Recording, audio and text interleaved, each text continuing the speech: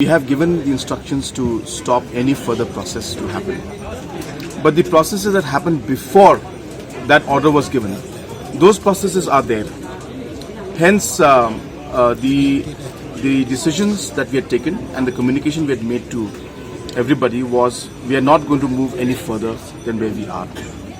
But before this debate started and before we had met the NGOs and the church leaders, certain processes had already taken place. And those are the processes that were mentioned in the House that day. That happened to be 3 provisional licenses. Provisional means it's a temporary license. That was given on the condition that within 6 months or 8 months the operations have to start. And hence we have put a stop to everything after the discussions we had with the church leaders and with the NGOs. So we have not misguided anybody. I just want to make that clear. And those provisional licenses are automatically going to lapse after a certain time is gone. Hence, we have made it very clear to them also. I had multiple discussions with them that whatever decision we take in the future, we will do it after extensive consultation and engagement with the people, whether it's the church or whether it's the organizations or the public in general. So it's very clear, it remains as it was. And of course, they think that this is happening after the discussion, but these were things that happened way ahead and way before we moved forward. And the fact that these licenses, as I said, are provisional licenses which were given before we had those meetings and discussions. These will lapse within a matter of 6 months or 8 months. And hence my stand, which I had given a commitment that we will not move forward in any way until unless we have engagement, still stands. And there is no question of misguiding or giving misinformation to any first. But as I said, the law is in place and the rules have been framed. So we will not move forward in any situation right now. We will only do it post detailed discussion and consultation and engagement. These matters. And most of the MDCs, including the CEM, has understood the crux of the matter.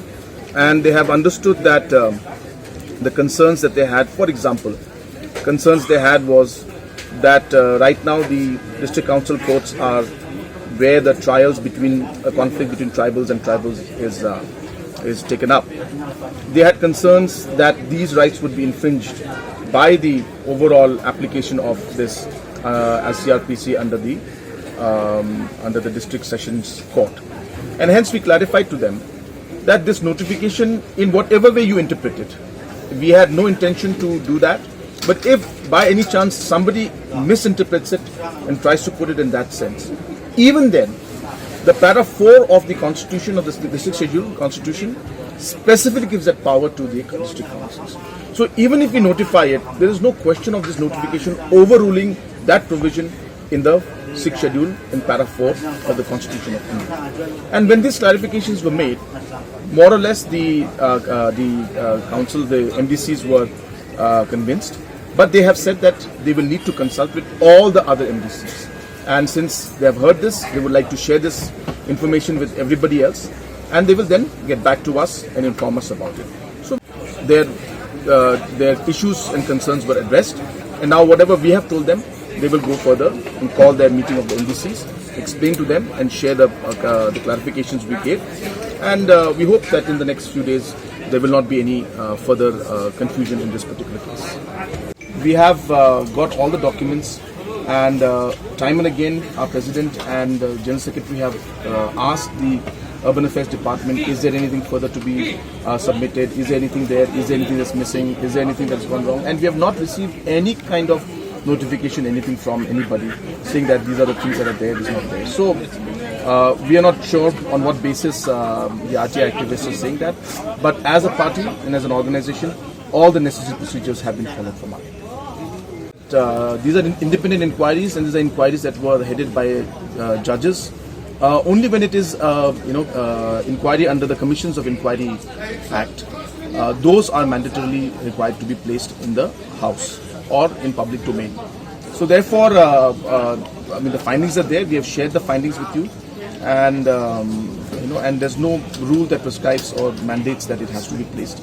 But if anybody has any concerns, I think the Honorable Deputy CM had mentioned something today in the House about it.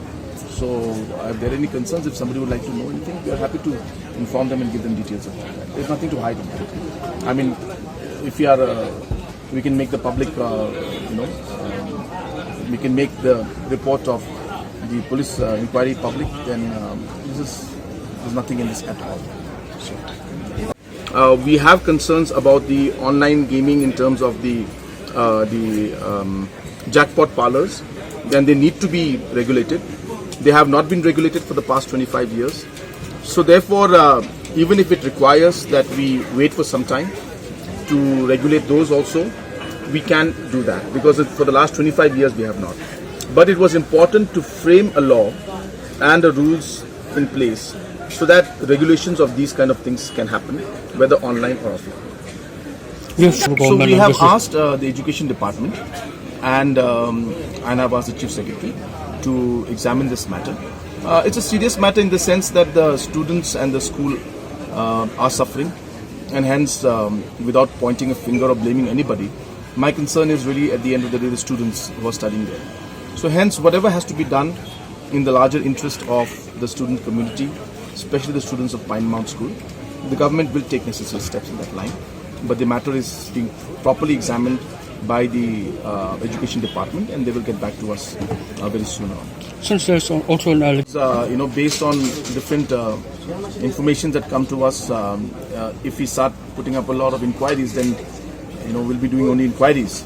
So it's not possible to jump into it. But obviously, if we find that from the initial findings, if there are some substantial evidences that there is something wrong and we need to dig further into it, at that point in time we can take a call. But as of now, as I said, we have asked the education department to give us a report on what is the status of things and how we should move forward.